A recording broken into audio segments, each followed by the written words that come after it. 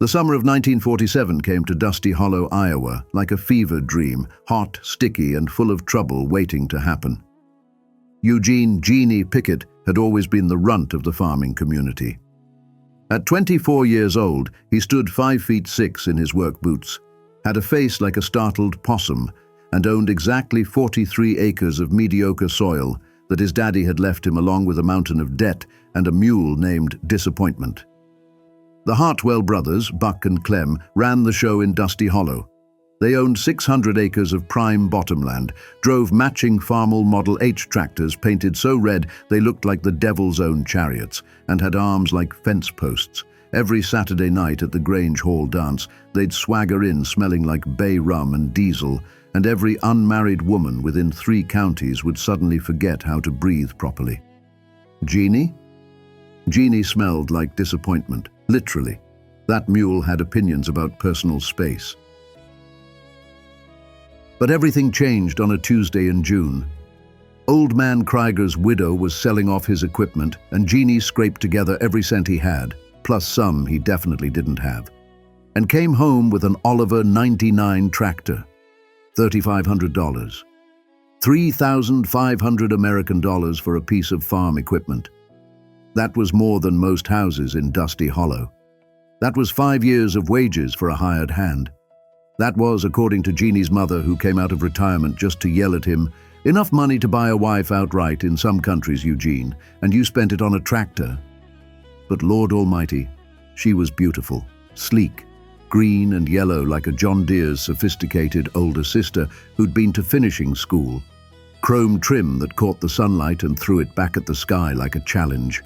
And under that hood, a Waukesha Oliver 6-cylinder engine that purred like a satisfied woman. Genie just sat on that thing in his barn for 3 hours, running his hands over the steering wheel, making engine noises with his mouth.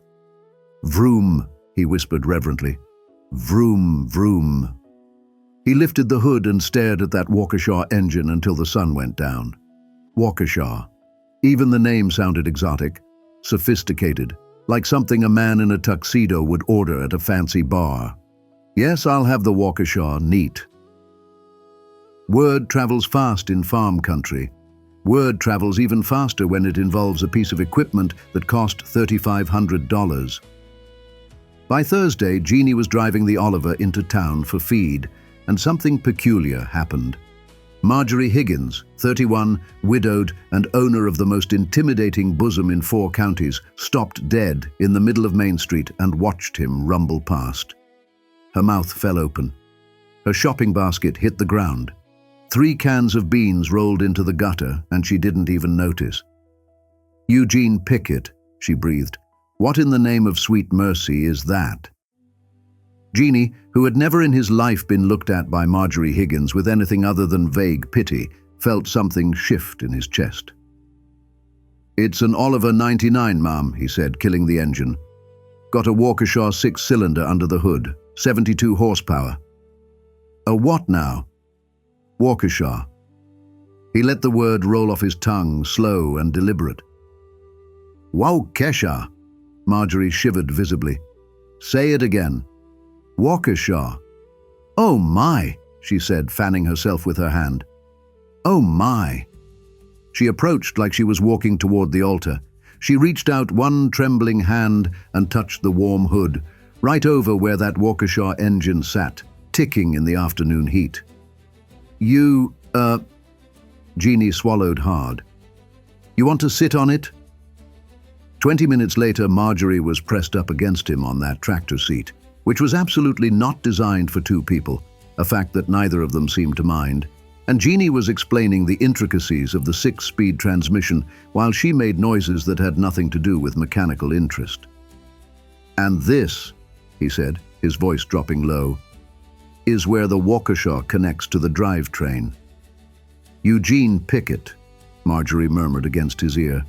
"You keep talking about that Waukesha, and I'm going to do something unladylike." The situation escalated rapidly. By the following Saturday, Genie had taken 3 different women for rides on his Oliver, rides that seemed to require a lot of time parked behind his barn.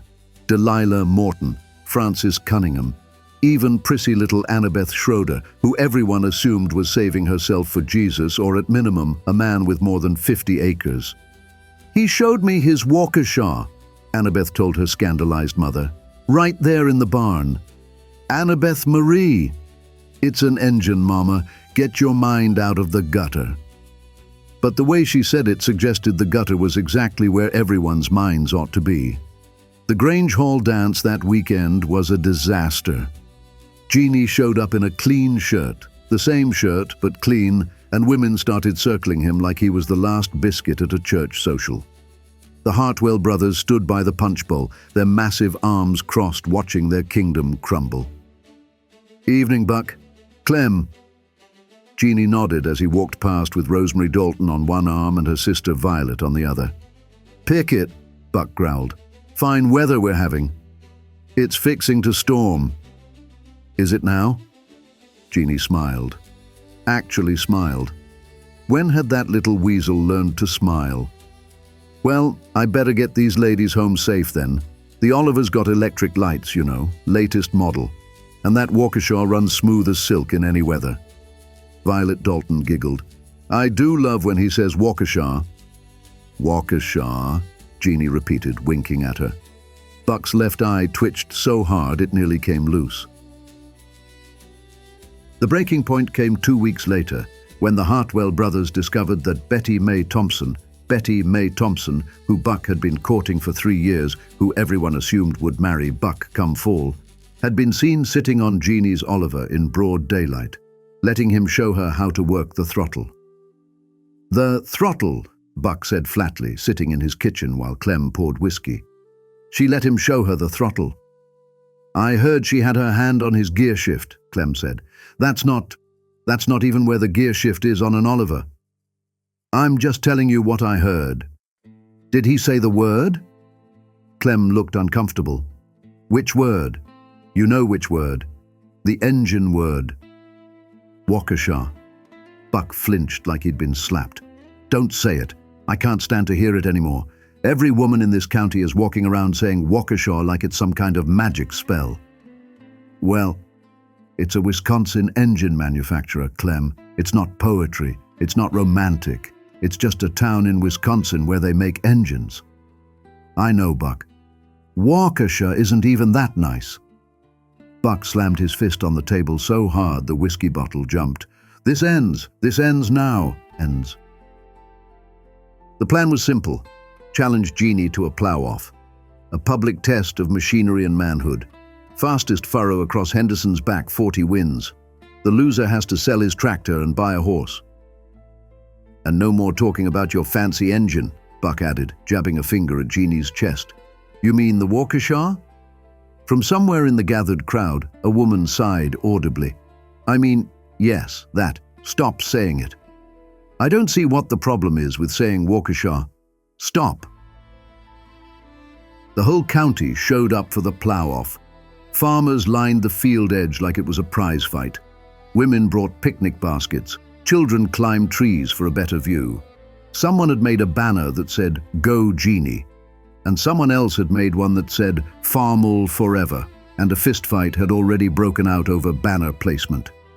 Genie pulled up in his Oliver, looking nervous but determined. $3,500 of gleaming green and yellow machinery, that Waukesha engine rumbling like distant thunder. The Hartwell brothers flanked him with their matching farmals, engines growling like angry animals. "Ready to give up that fancy toy?" Buck called over the noise. "Ready to eat my dust," Genie called back, though his voice cracked a little. Betty Mae Thompson stood at the edge of the field, her hands clasped together, watching Genie with an expression that made Buck want to plow his own head into the ground. The starting flag dropped. 3 hours later, Genie Pickett sat in the mud, watching his beautiful Oliver 99 cough black smoke from a seized engine. He'd pushed her too hard, run her too hot, asked for more than she could give, and she'd given up the ghost 2/3 of the way across the field. $3,500 of dream, dead in a furrow. The Hartwell brothers had won by a mile. Buck swaggered over, grinning like a cat with cream. Well, looks like somebody's buying a horse. What happened to that fancy engine of yours? What was it called again?" Genie stared at his ruined tractor, his ticket to respect, his green and yellow dream. The Waukesha sat silent under the hood, probably cracked beyond repair. "Yeah," he said quietly. "Yeah, I guess I am."